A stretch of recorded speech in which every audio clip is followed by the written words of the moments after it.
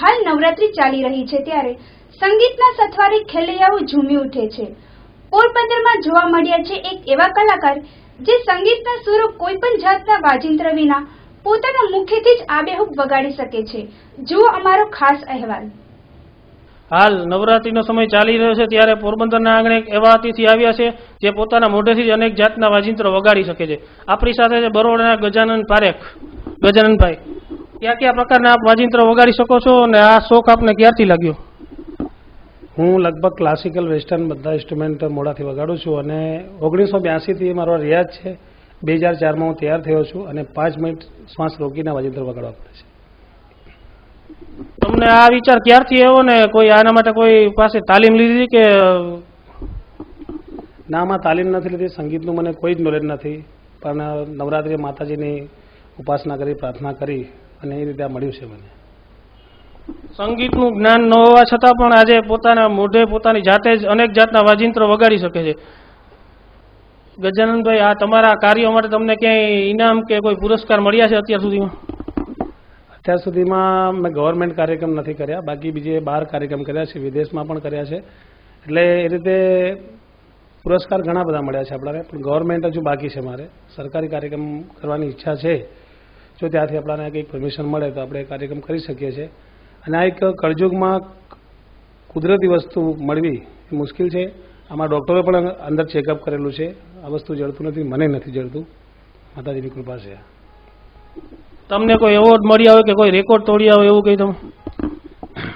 મારે 2004માં લિમ્કા બુકમાં સ્થાન મળેલું છે, 2008માં ગિનિસ બુકમાં રજિસ્ટ્રેશન થયેલું છે, અને પ્લસ અમેરિકા હું 3 મહિના અમેરિકા કાર્યક્રમમાં જઈને આવ્યો છું।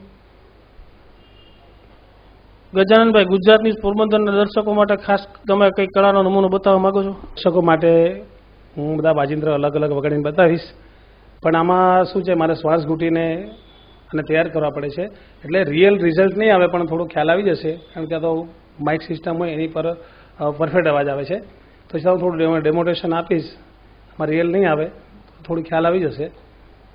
તો હું શરૂઆત તબલાથી કરું છું।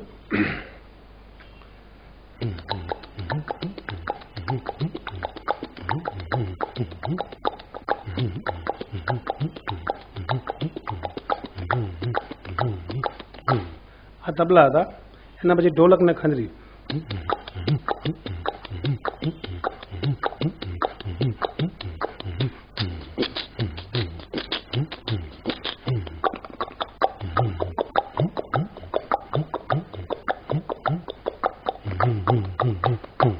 આ ઢોલક, એના પછી ડ્રમ, એ વેસ્ટર્ન કહેવાય છે, એક ઇફેક્ટ રજૂ કરું છું।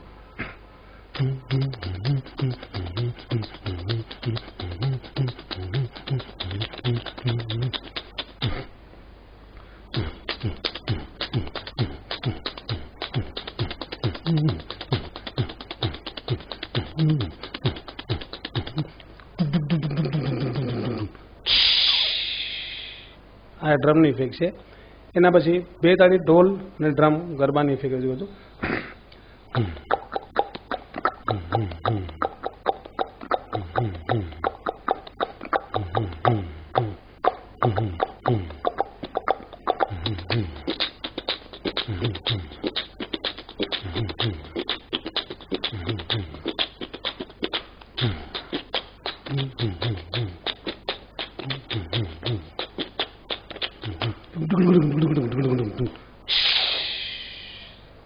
આ રીતનું કાર્યક્રમ છે મારા બધા, અને રિયલ કાર્યક્રમ બધું સાઉન્ડ પર જ થાય છે, કારણ કે મારે શ્વાસ ઘૂંટવો પડે છે, એટલે આ એક નોર્મલ એક આઇટમ છે, ત્યારે સામે કાર્યક્રમ હશે ત્યારે રિયલ સાંભળવા મળશે। આપે જોયું કે ગજાનનભાઈ પારેખે પોતાના મોઢેથી કેટલી જાતના અલગ અલગ વાજિંત્રો વગાડ્યા છે।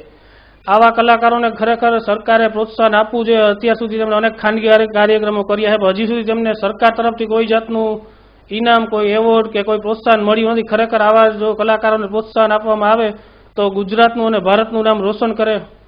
કેમેરામેન હાર્દિક મેઘનાથી સાથે નિપુલ પોપટ, ગુજરાત ન્યૂઝ, પોરબંદર।